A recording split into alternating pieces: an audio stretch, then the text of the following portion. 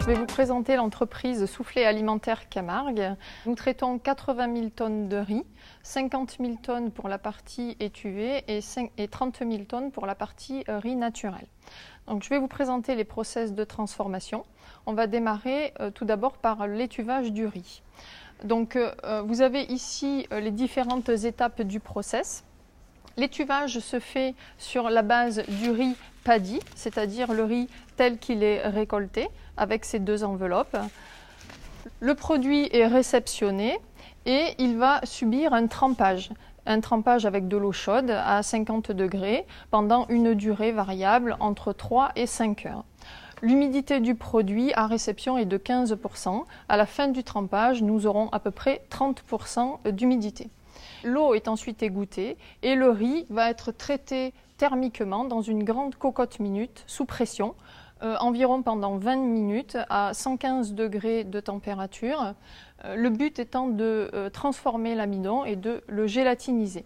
C'est l'étuvage qui va conférer au riz à la fois son élasticité en bouche ainsi que sa couleur. C'est-à-dire que pendant le traitement à la vapeur, nous allons avoir la migration de pigments depuis l'extérieur du riz vers l'intérieur, d'où sa couleur jaune. Et pendant ce traitement, nous allons également enrichir le produit en vitamines et en minéraux. À la sortie du cooker, le produit fait environ 33% d'humidité.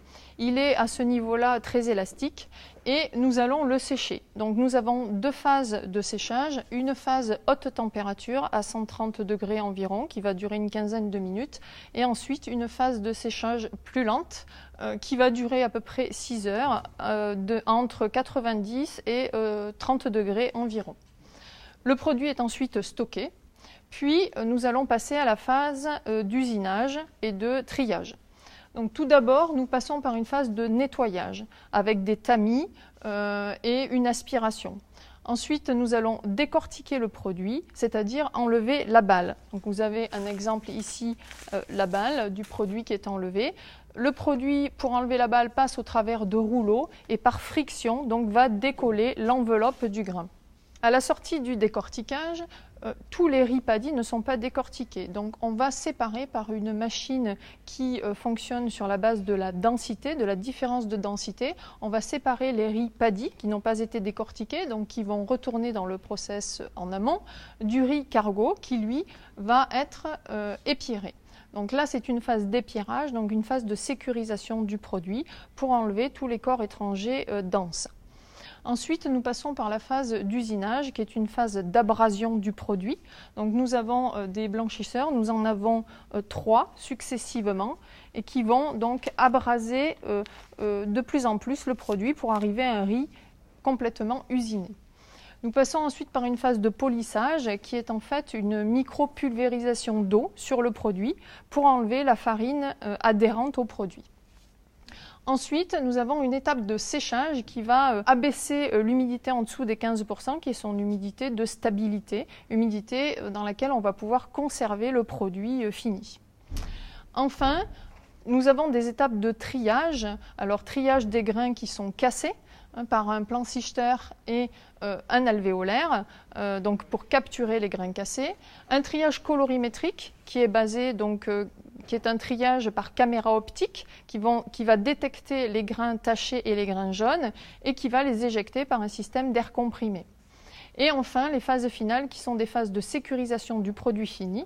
Donc sécurisation vis-à-vis des corps étrangers et vis-à-vis des métaux magnétiques ou amagnétiques. Donc sécurisation par tamisage et par un détecteur de métal. Et enfin, la phase de stockage du produit fini. Donc vous avez des exemples ici de produits finis. Un produit fini donc en riz complet qui va être utilisé pour plutôt des plats cuisinés pour valoriser le pourcentage de fibres. Le cargo étuvé qui est utilisé pour les salades. Ici, vous avez le riz lombé, donc long et fin, du riz plus court, plus trapu, et des riz à cuisson 10 minutes, issus d'une sélection variétale, variété qui cuit intrinsèquement plus vite, et par un process spécifique d'aplatissage du produit. Je vais vous présenter maintenant la partie riz naturel. Donc cette partie-là concerne à peu près 30 000 tonnes de produits dans l'usine. Donc on travaille à partir également de riz paddy, riz brut, donc qui est réceptionné. Ce riz va être nettoyé et épiré. C'est un nettoyage grossier par tamisage et par aspiration, et un épirage également pour enlever les particules denses. Donc système de différence de densité. Ensuite, le produit est décortiqué, même principe que précédemment, pour enlever la balle. Le paddy du cargo est séparé, le paddy retournant dans la partie aval. Une phase d'usinage également, donc avec un premier blanchisseur et un deuxième blanchisseur, avec un degré d'abrasion, et un système de polissage ici avec une micro-pulvérisation d'eau.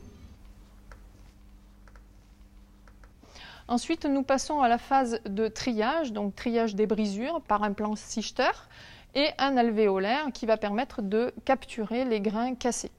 Ensuite, un triage colorimétrique, donc basé sur la couleur comme précédemment, avec des caméras optiques et une éjection des grains tachés, des grains jaunes, des couleurs différentes par une éjection d'air comprimé.